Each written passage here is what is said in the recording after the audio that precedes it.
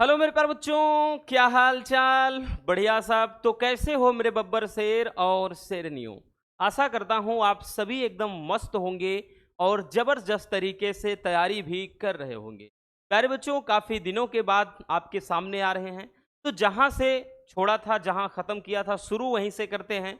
हम बात कर ले भैया, तो हमने फिजिक्स में क्लास 10th फिजिक्स का जो चैप्टर 1 चैप्टर 2 फिनिश हो गया था, टोटली न्यूमेरिकल भी हो गया था, सारे लेक्चर भी हो गए थे। तो आज हम फिजिक्स में तीसरा चैप्टर स्टार्ट करेंगे जो कि वैद्युत है। बाकी वैसे अगर हम बात कर लें क्रम से कि विज्ञान का भैया कौन सा चैप्टर है, तो वो हो जाता है 11वां, क्योंकि आपका फिजिक्स केमिस्ट्री बायोलॉजी एक ही बुक में पूरा मिक्स है। तो भैया पहले केमिस्ट्री का पोर्शन है, फिर बायोलॉजी का, फिर फिजिक्स का, तो इस तरह से आपका मिला हुआ है। तो भैया आज हम वही क्या है कि फिजिक्स अगर अगर केले की बात कर लें, पर्सनली फिजिक्स की, तो ये तीसरा चैप्टर होता है। ठीक है, क्योंकि लाइट खत्म हो गया, अब आपका इलेक्ट्रिक वाला शुरू होगा। ठीक है, तो इसके बारे में कंफ्यूज मत होना, बता दे रहे हैं ना भैया। वैसे तीसरा है, बाकी इसको बता दें तो भैया क्रम से देखेंगे तो ये 11वां चैप्टर आपका बनता है। चलिए शुरू करते हैं भैया। वैद्युत में एकदम बेसिक लेवल से अपन स्टार्ट करेंगे, डोंट वरी। में भैया घबराने की जरूरत नहीं है बच्चों, आपको एकदम बेसिक लेवल से। तो हमारा जो पहला टॉपिक है कि आवेश क्या होता है। आवेश किसे कहते हैं, क्या है आवेश। देखिए, आपने बहुत सारा एक्सपेरिमेंट किया होगा। लाइक दैट, आपके हाथ में जो कलम है उसे आप अपने बालों में रगड़िए।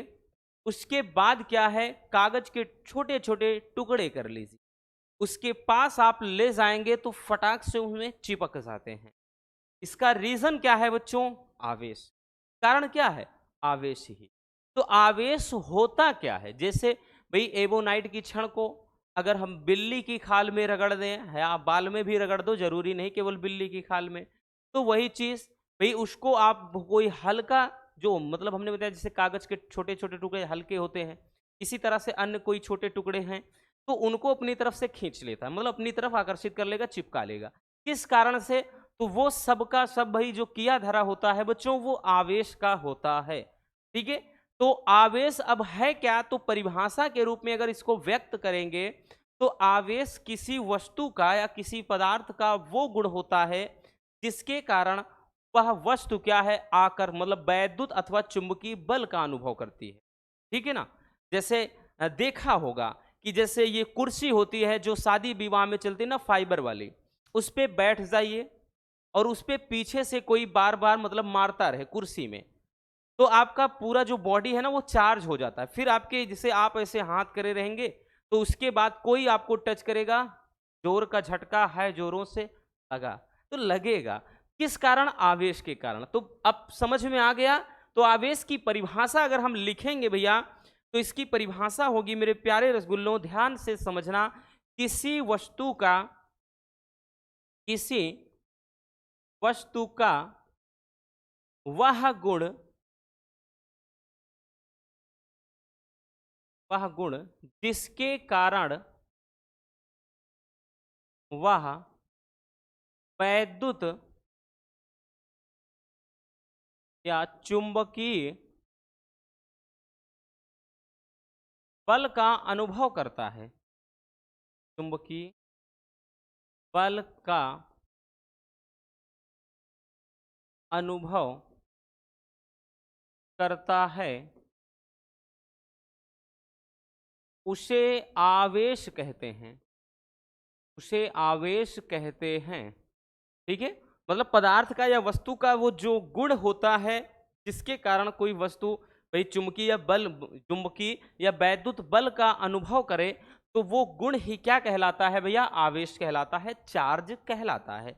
अब जो आवेश होता है भैया कितने प्रकार का होता है, तो आवेश कितने प्रकार का, आवेश के प्रकार भैया कितने प्रकार का, तो भैया आवेश मुख्यतः दो प्रकार का, एक धन आवेश, एक ऋण आवेश। बाकी तो भाई देखिए, बात कर लें तो उदासीन भी होता है, तो जिसपे कोई चार्ज ना हो वो उदासीन, लेकिन मुख्यतः दो ही होंगे, एक धन आवेश, दूसरा भैया ऋण आवेश। तो यहां पे बच्चों कौन सा आवेश होता है, पहला होता है भैया धन आवेश, ठीक, यानी पॉजिटिव चार्ज। दूसरा है भैया क्या चीज? ऋण आवेश। दूसरा है भैया ऋण आवेश। धन आवेश होता है और ऋण आवेश होता है। अब धन आवेश क्या होता है? तो भैया देखिए धन आवेश क्या है, ये अगर हम बात कर लें, ये प्रोटीन मतलब जो प्रोटॉन होता है, प्रोटॉन का आवेश जो होता है, ठीक, वह आवेश अगर हम बात कर लें जो प्रोटॉन में होता है वो धन आवेश होता है, और जो इलेक्ट्रॉन का आवेश होता है वो ऋण आवेश होता है। ठीक है, तो धन आवेश क्या है? वह जो प्रोटॉन में होता है वो धनावेश है। और भैया ऋण आवेश वह जो इलेक्ट्रॉन में होता है, जो क्या होता है भैया? इलेक्ट्रॉन में होता है, वो ऋण आवेश होता है। कोई भी अगर वस्तु धनावेशित है तो इसका मतलब उसके पास, ध्यान देना भैया, इलेक्ट्रॉन की क्या है? कमी है। अगर कोई वस्तु ऋण आवेश है, ऋण आवेशित है, तो इसका मतलब उसके पास इलेक्ट्रॉन की अधिकता है। इस बात को समझ जाइएगा भैया। ये जो धन आवेश होता है, यानी जो ये भैया पॉजिटिव चार्ज, ठीक है, और जो नेगेटिव चार्ज होता है, इसका मतलब याद रखना भैया। ये अगर कोई, हमने बताया ना, कोई वस्तु धनावेशित है तो इसका मतलब उसके पास इलेक्ट्रॉन की कमी है, और कोई ऋणावेशित है तो भैया इसके पास इलेक्ट्रॉन की अधिकता है। ठीक है, तो आवेश क्या है समझ में आ गया, बहुत गहराई में नहीं जाना, क्यों, बस अच्छे से समझ लेना है। चलिए बबुआ इसको पहले स्क्रीनशॉट कर लीजिए।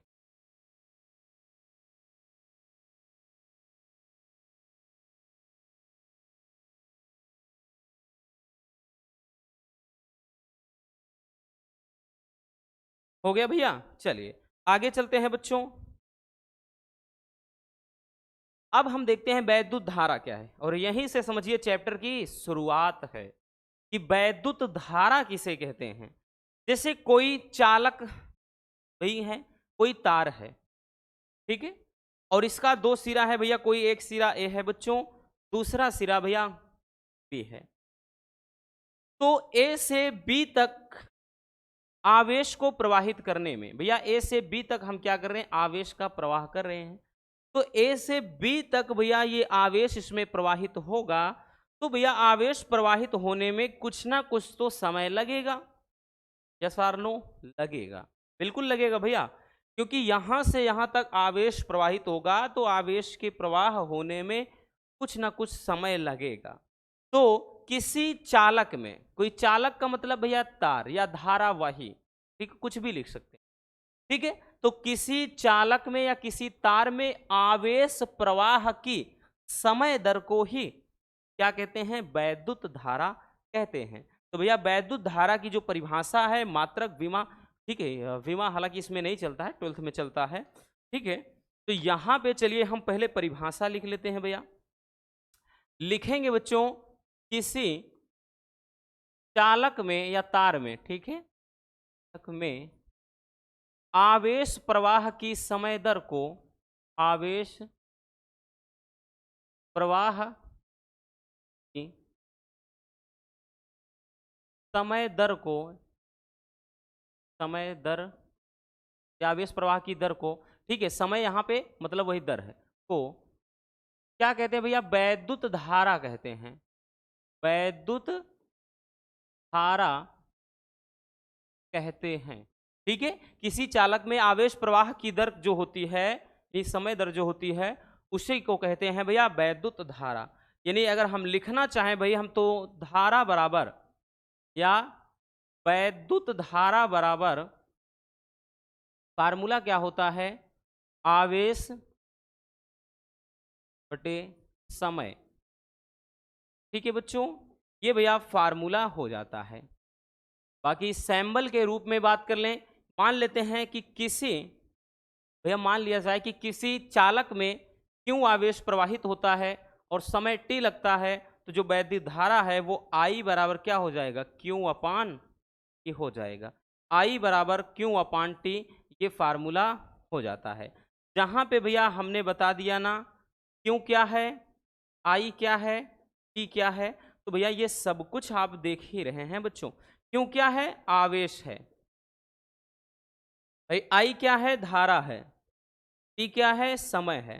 तो प्यारे बच्चों, सैम्बल का मतलब जानना बेहद जरूरी है, क्योंकि न्यूमेरिकल जब आप लगाने बैठोगे तो भाई सबका मान पता होना चाहिए।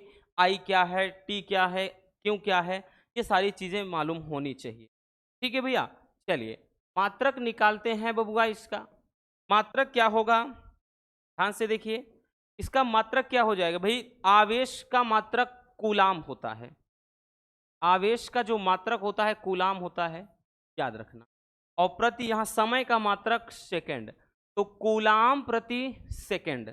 कूलाम प्रति सेकंड इसका मात्रक हो जाएगा। या भैया इसी को क्या कहा जाता है? इसका जो प्रसिद्ध मात्रक होता है एम्पियर। ठीक है, इसी को भैया एम्पियर भी कहा जाता है।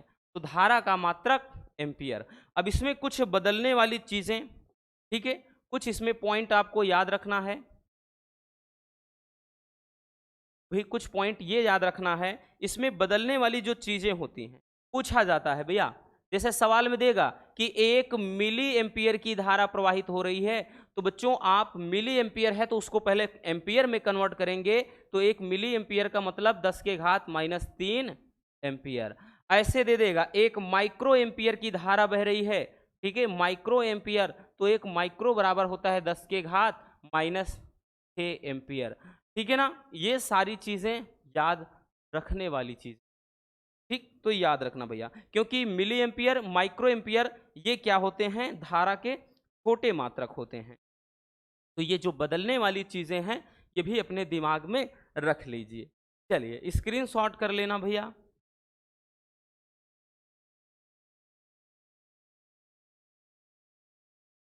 हो गया बच्चों, आगे चलते हैं। अगला जो हमारा टॉपिक है, वैद्युत विभव क्या है। बड़ा प्यारा सा टॉपिक है बच्चों, ठीक है, बिल्कुल आप लोगों की तरह ही, इतना प्यारा है। देखिए मान लेते हैं कि भैया यहाँ क्या है, ये कोई एक समान वैद्युत क्षेत्र है। ठीक है, वैद्युत क्षेत्र किसे कहते हैं?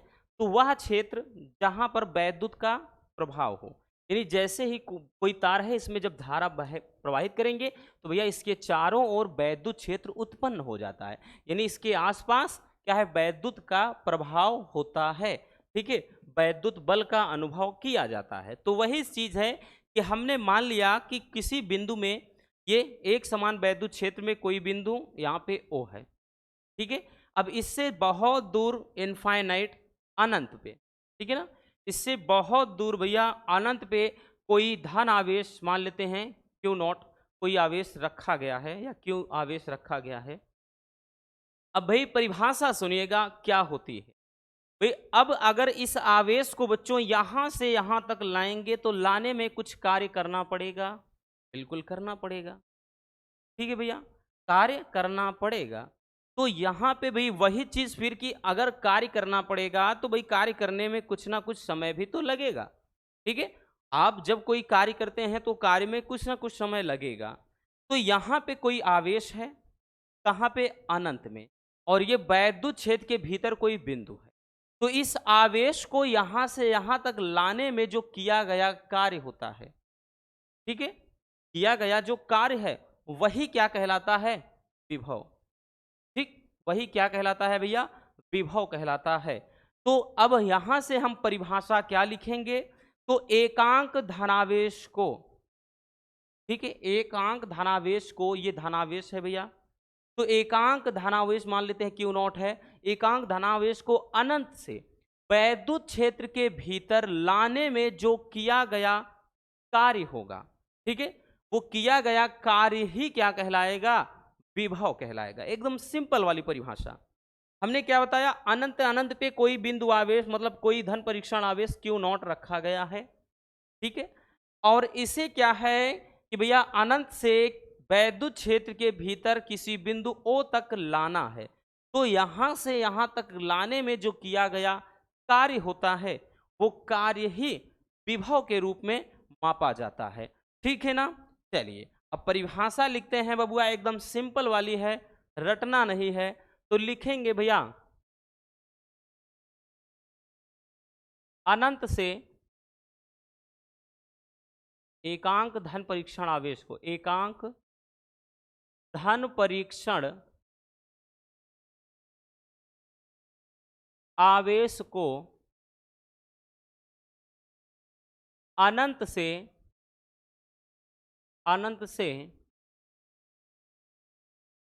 वैद्युत क्षेत्र के भीतर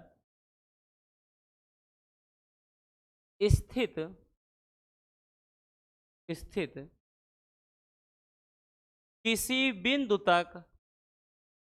किसी बिंदु तक लाने में किया गया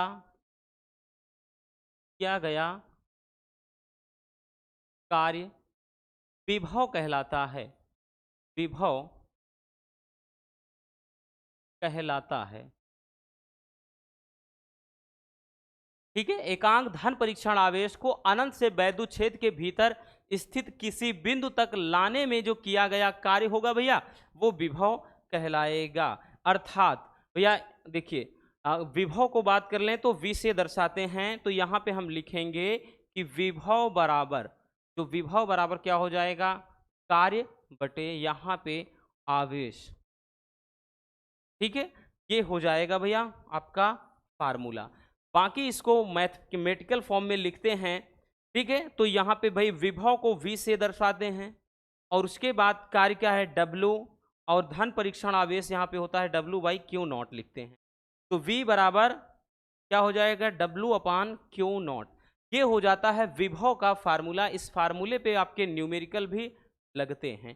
ठीक है, याद रखना। अब यहाँ पे ध्यान देना भैया, इसका मात्रक क्या हो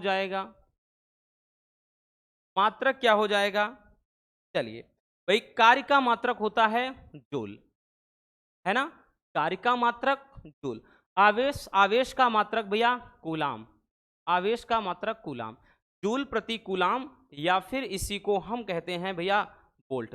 विभव के मात्रक को अपन वोल्ट से भैया दर्शाते हैं, तो इसका जो मात्रक हो जाएगा वोल्ट। इसमें भी कुछ पॉइंट्स भैया आपको याद रखने हैं, ठीक है। इसमें भी बदलने वाली चीजें आती हैं, जैसे अगर 1 मिली वोल्ट आ गया तो भैया 10 के घात माइनस का 30 वोल्ट, सॉरी 30 कह रहे हैं 3 वोल्ट। अगर इसी में भैया 1 माइक्रो वोल्ट आ गया तो भैया 10 के घात माइनस 6 वोल्ट, जैसे धारा वाले में किया था। अगर 1 किलो वोल्ट आ गया, तो भैया 10 के घात प्लस का 3 वोल्ट। अगर इसी में भैया मेगा वोल्ट आ गया, ठीक है, 1 मिनट थोड़ा तो यहां से, हाँ, इसी में भैया अगर मेगा वोल्ट आ गया, 1 मेगा वोल्ट, ठीक है, यहाँ पे मेगा है, ध्यान देना, ये मिली वोल्ट और ये मेगा वोल्ट। यहाँ पे मेगा, ये मेगा है समझ लेना, तो ये 10 के घात ये 6 वोल्ट में आए, ठीक है।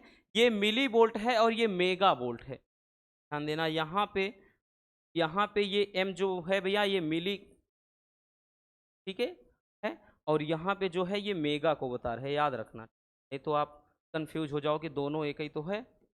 ठीक है भैया, तो ये कुछ पॉइंट्स आपको याद रखने हैं बच्चों, क्योंकि भैया एग्जाम में न्यूमेरिकल लगाने में भैया आपके बहुत ज़्यादा हेल्प करता है। वैसे भी जब आप न्यूमेरिकल लगाएंगे, हो सकता है मिली वोल्ट में मान दिया रहेगा, या माइक्रो वोल्ट में, या फिर किलो वोल्ट में, या फिर मेगा वोल्ट में। मेगा इसका बड़ा मात्रक होता है और ये माइक्रो मिली इसका छोटा मात्रक होता है। ठीक है, चलिए स्क्रीनशॉट कर लीजिए भैया, हो गया ना। आगे चलते हैं, अगला भैया हो जाएगा विभवांतर। अब देखिए जैसे आपका विभव है वैसे विभवांतर, बट विभवांतर थोड़ा ज्यादा आसान है, ठीक है, विभवांतर वाला आपका ज्यादा आसान है। देखिए इसको अगर संधि विच्छेद करेंगे तो विभव धन अंतर यानी विभवांतर, विभव के अंतर को विभवांतर कहते हैं। या वैद्युत क्षेत्र के भीतर, जैसे भैया वैद्युत क्षेत्र ए है, वैद्युत क्षेत्र के भीतर 2 बिंदु स्थित हैं, यहां से यहां, एक बिंदु ए है, एक बिंदु बी है। तो भैया बी से ए तक, अब सिंपल सी बात है वही कि यहां पे मान लेते हैं कोई आवेश रखा है, तो वैद्युत क्षेत्र के भीतर स्थित किसी एक बिंदु से दूसरे बिंदु तक आवेश को ले जाने में किया गया कार्य जो होगा वही क्या कहलाएगा, विभवांतर कहलाएगा। या हम ऐसे भी परिभाषा लिख सकते हैं कि दो बिंदुओं के बीच विभव के अंतर को विभवांतर कहते हैं। तो यहां पे भैया हम परिभाषा लिखेंगे बच्चों कि वैद्युत क्षेत्र के भीतर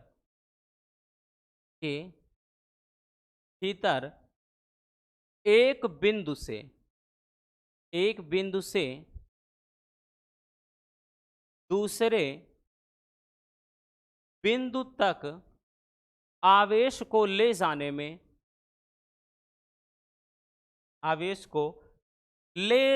में किया गया कार्य विभवांतर कहलाता है।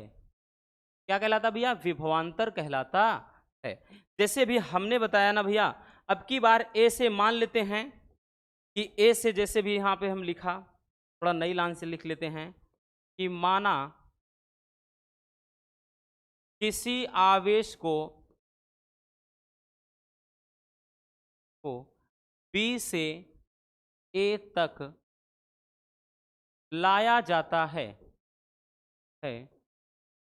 तो अब भैया तो जो विभवांतर हो जाएगा, तो जो विभवांतर होगा बच्चों, वो जो विभवांतर होगा अब उसको अपन लिखेंगे वी बी माइनस वी ए।